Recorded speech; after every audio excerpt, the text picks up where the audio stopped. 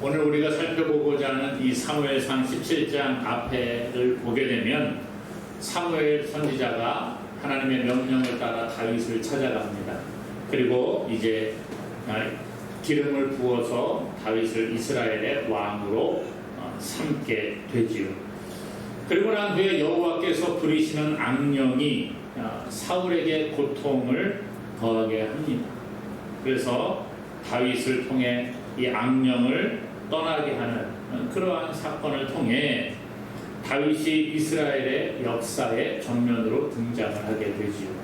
그리고 오늘 이제 본문에서는 용사로서의 다윗을 부각시키기 시작을 하고 있습니다. 그 사건이 무엇이냐? 오늘 우리가 살펴보고자 하는 블레셋과 이스라엘의 전쟁 사건입니다. 블레셋은 과거에 믹마스 전투에서 요나단, 그러니까 사울의 아들이 요나단인데요. 요나단의 활약을 통해서 크게 이스라엘에게 패배한 경험이 있습니다. 사울이 왕이 되어서 2년을 다스렸을 때에 블레셋이 이스라엘을 침공을 합니다. 전쟁을 벌이게 되는 거죠. 당시에 이 블레셋은 아주 막강한 힘을 가지고 있었습니다. 성경을 보게 되면 병거가 3만이고 마병이 6,000명이고 백성들은 해변에 모래와 같이 많이 있었다는 거예요. 그래서 이스라엘과 전쟁을 하려고 하니까 이제 이스라엘도 모여서 전쟁을 하려고 블레셋과 대치를 합니다. 그런데 보니까 어때요? 병거가 3만, 마병이 6,000, 또 사람, 이 백성들, 전쟁하러 나온 백성들이 아주 많으니까 이스라엘 사람들이 보고 두려워서 어떤 사람은 도망가기도 하고 숨기도 하고 이렇게 했어요. 그리고 성경에 보니까 사울과 함께한 백성이 약 600명이 됩니다. 그런 가운데에서 전쟁이 안 되는 거죠. 상대방은 아주 그냥 막강한 전력을 가지고 있고 여기는 오합지졸들은 도망가고 그나마 그냥 나는 그래도 전쟁을 한번 해보겠다, 우리나라를 지켜보겠다고 한 사람이 600명이 모인 겁니다. 그런 상황 가운데에서 또 얼마나 이스라엘이 열악했느냐, 성경에 보니까요, 칼과 창을 가지고 있는 사람이 없습니다. 사울 왕하고 그 아들 요나단 2명만 가지고 있어요. 나머지는 그냥 농사 지을 때 쓰는 곡괭이 이런 것들 가지고 나온 거예요. 몽둥이 들고 나오고 이렇게 해서 전쟁을 하겠다고 온 겁니다. 블레셋은 어때요? 병거가 3만, 마병이 6,000명이에요. 또 그 다음에 수많은 백성들이 모여서 전쟁을 하겠다고 온 겁니다. 상대가 되지가 않지요. 그런데 그때에 하나님께서 요나단에게 용기를 주셔서 요나단이 자기의 무기 든 소년과 함께 블레셋 진영을 몰래 침투해서 이제 전쟁을 합니다. 그리고 처음으로 20명 가량을 죽이게 됩니다. 그러니까 이 블레셋 사람들이 깜짝 놀란 거예요. 아니, 요나단하고 병기는 소년하고 2명이서 그 블레셋 진지를 공격을 했는데 저 산 위에 있는 진지를 공격을 하는데 그냥 뚫고 20명을 죽이고 그러니까 난리가 났습니다. 혼란에 빠진 거예요.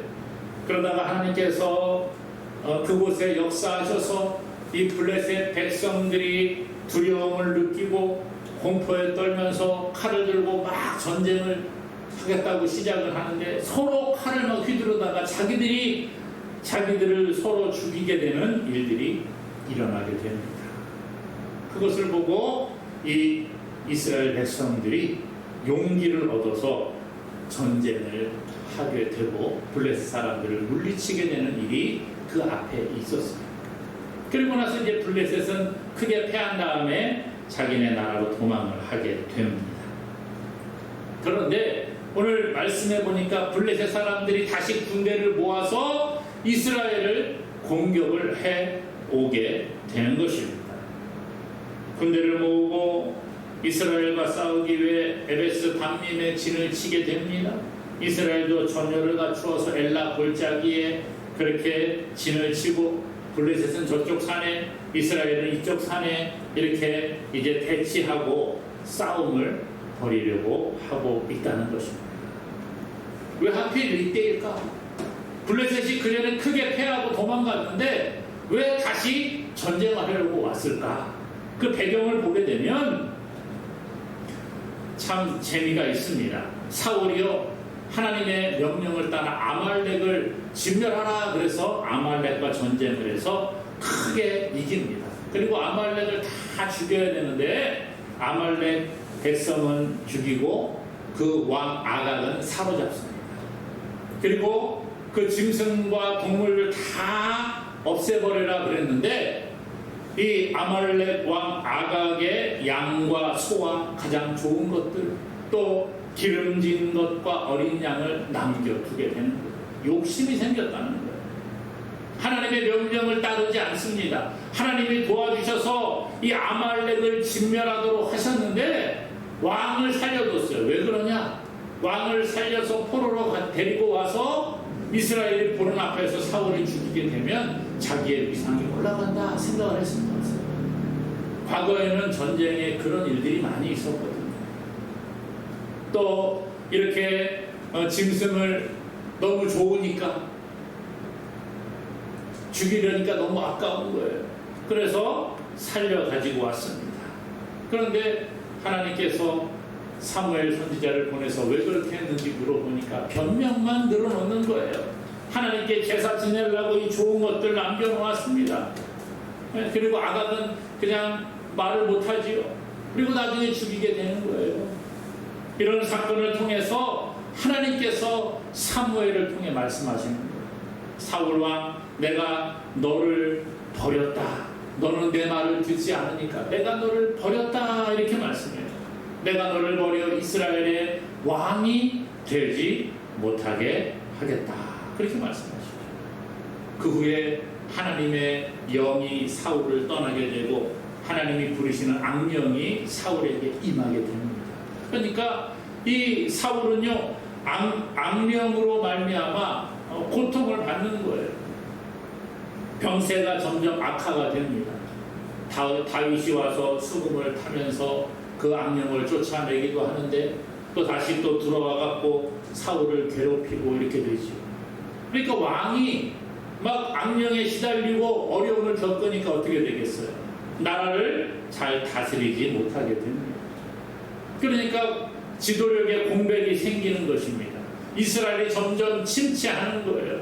그전에는 하나님이 사울 왕에게 은혜를 베풀어 주셔서 아주 강력한 왕정 체제를 구축하게 하셨는데 이제 사울이 하나님의 말씀을 듣지 않음으로 말미암아 하나님이 그를 버리셨다 그러니까 그때부터 지도력의 공백이 생기고 이스라엘이 점점 힘을 잃게 되었다는 거예요.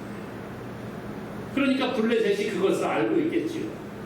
뭐 과거에나 지금이나 마찬가지로 이 나라와 나라 사이에는 다 간첩들이 있고 정보전을 하고 있잖아요. 저 나라가 어떻게 지금 돌아가고 있느냐, 잘 되고 있느냐, 군사력은 어떻게 되느냐, 이런 거 다 보거든요. 블레셋이 그것을 보다가 그 빈틈을 노리고 야, 지금 전쟁을 하게 되면 우리가 이스라엘을 이길 수 있겠구나 생각을 하게 되는 거예요.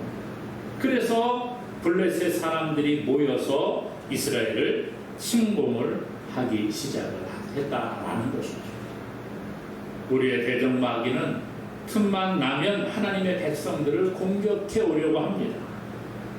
조금이라도 믿음의 공동체가 빈틈을 보이고 서로 마음이 맞지 않고 삐걱삐걱하면 그 틈을 이용해 공격해 온다는 거예요. 교회 지도자들이 부패하게 되면 교회가 혼란에 빠지게 됩니다.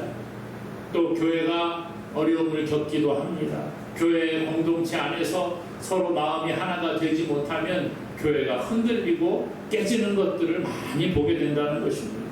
그 틈을 마귀는 노리고 공격해 온다는 것이 믿음의 공동체만 그렇습니까? 아닙니다. 우리 개인도 마찬가지예요. 하나님을 믿는 저와 여러분들에게도 마귀는 끊임없이 공격해 온다는 거예요. 우리가 조금만 마음을 놓고 하나님 잘 믿고 섬길 때에는 마귀가 함부로 공격을 못 해옵니다. 너무 단단한데 이거 안 되겠는데? 근데 언제 공격해 올까요? 우리의 믿음이 약해질 때, 갑자기 신앙이 나태해지기도 합니다. 매너리즘에 빠지기도 하고, 믿음이 약해져서 하나님 요즘에는 나 안 도와주시는 것 같아. 그럴 때 공격해 온다는 거예요. 하나님보다 세상이 더 좋아지고, 세상의 것들에 관심이 더 많아지고, 하나님을 점점 멀리하게 될 때 마귀는 그 틈을 보고 공격해 오더라는 것입니다. 오늘 그러므로 우리는 예수 그리스도를 구주로 고백하고 하나님의 백성이 된 사람들로 세상 가운데 하나님의 영광을 위해 살아야 되는데, 우리의 믿음이 흔들리고 연약해지면 마귀가 공격해옴을 기억할 수 있기를 원합니다.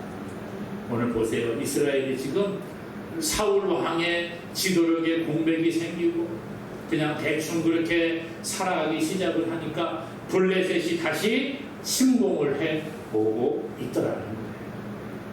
그리고 그냥 뭐 침공만 해오는 게 아니라 하나님의 백성을 향하여 이 블레셋이 조롱을 하기 시작을 합니다.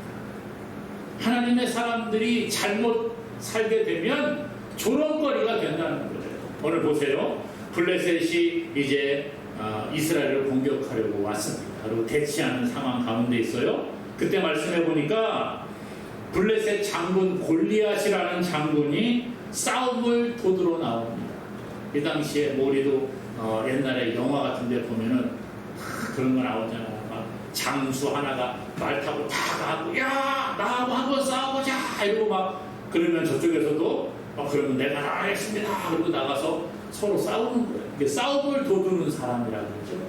이런 장군이 있는데 이 골리앗이라는 장군이 나와서 이스라엘을 막 조롱하기 시작을 합니다. 오늘 말씀해 보니까 이 8절에 이렇게 말하거든요. 너희는 사울의 신복이 아니냐 이렇게 말합니다. 우리가 해석할 때 그냥 사울의 신복이 아니냐 이랬는데, 이 말은 너희는 사울의 종이 아니냐, 사울의 노예가 아니냐 이런 거예요.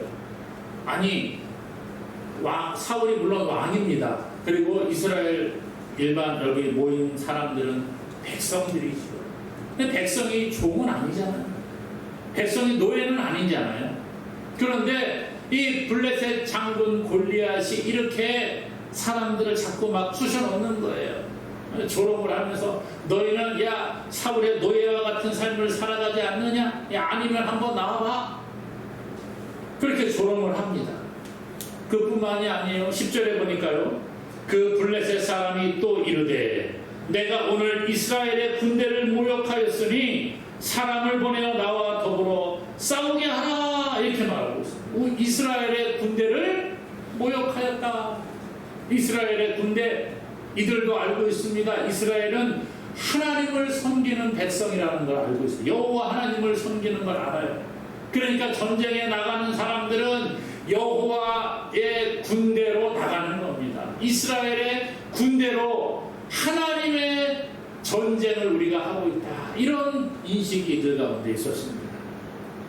그런데 블레셋 장군 골리앗이 뭐라고 해요? 이스라엘을 향하여 내가 이스라엘의 군대를 모욕하였다. 야 너희들 그런데도 가만히 있냐? 나 같으면 그냥 죽겠다. 야 그냥 나 항복하고 종이 되겠다. 이러면서 막 빈정거리고 모욕을 주는 것입니다. 얼마나 의기양양한 모습입니까?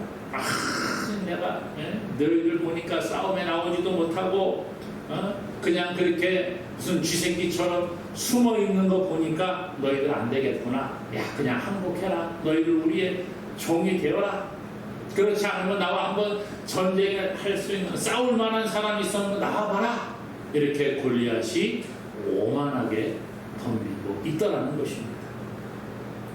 여러분 과연 하나님께서 능력이 없어서 이 골리앗이 이렇게 오만하게 행동을 하는 것입니까?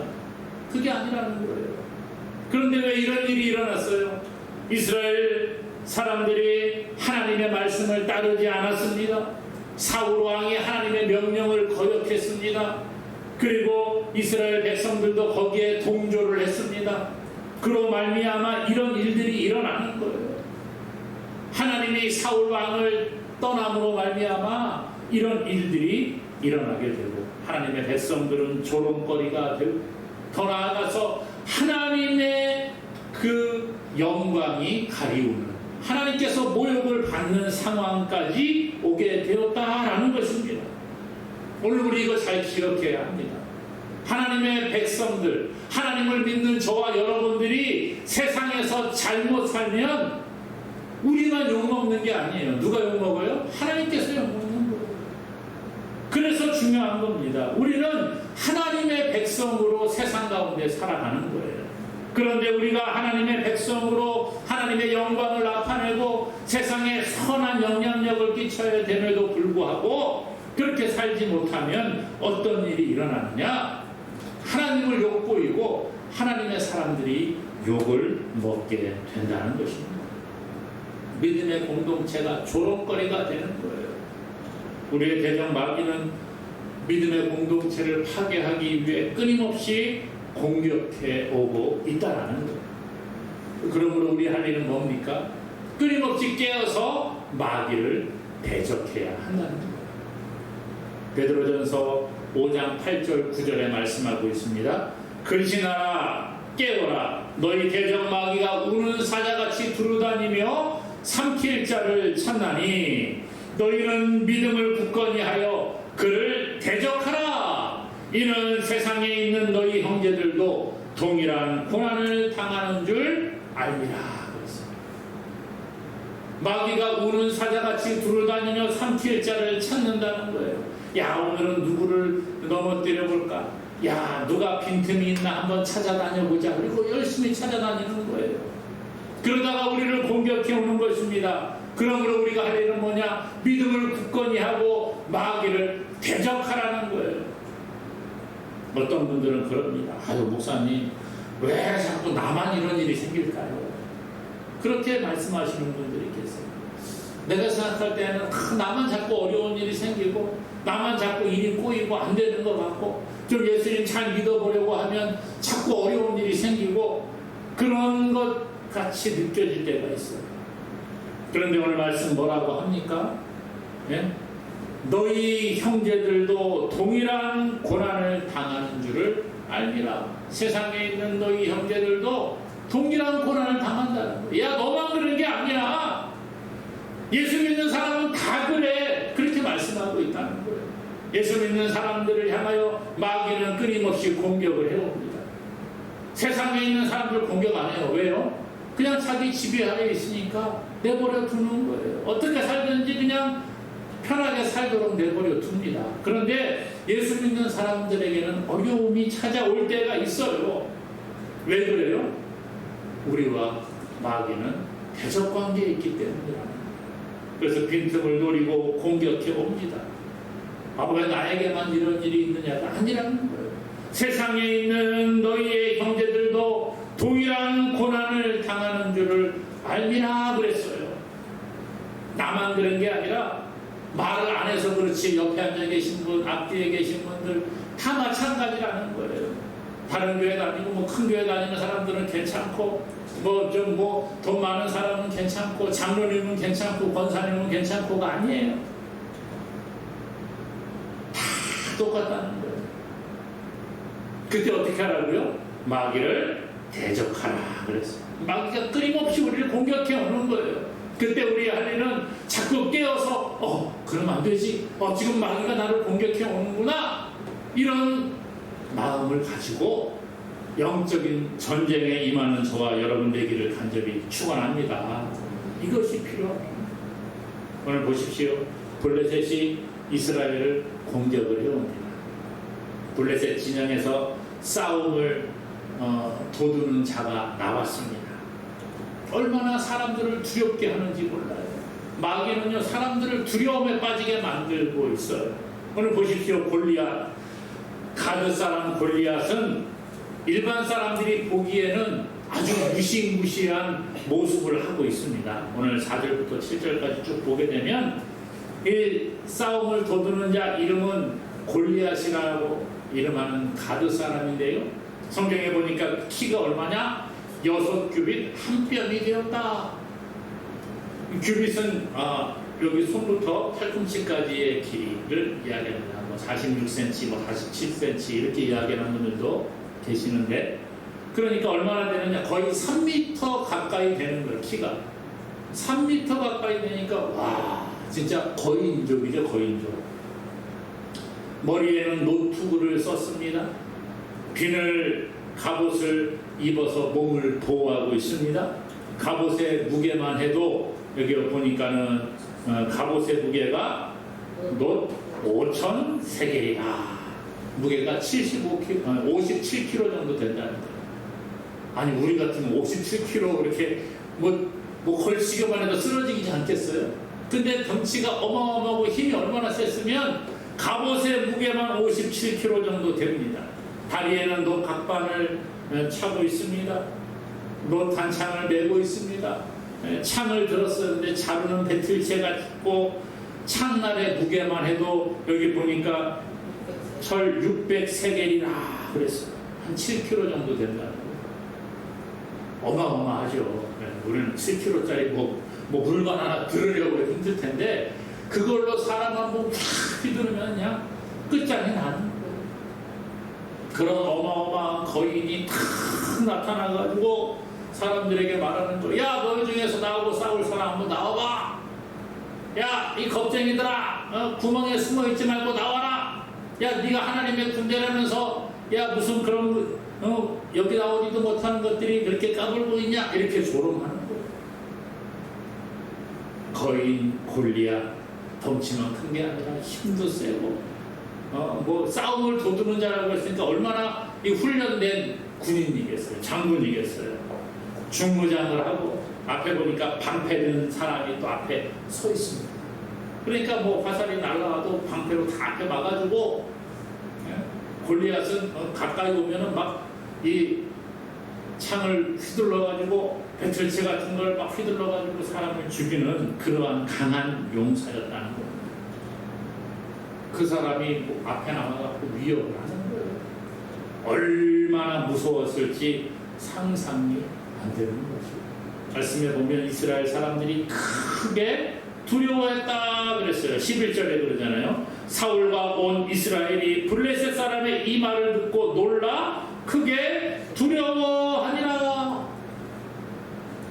사람 보기만 해도 두려운데 막 와가지고 이렇게 소리 지르면서 싸우자고 하니까 크게 두려워했다라는 거예요. 세상을 살아가는 오늘 저와 여러분들도 이러한 골리앗 같은 존재가 우리를 위협을 하고 있습니다. 도전해 온다는 거예요. 골리앗이 우리를 도전해 옵니다. 야, 너 나하고 한번 싸워볼래? 안 그러면 내 종이 될래? 이렇게 말하는 거예요.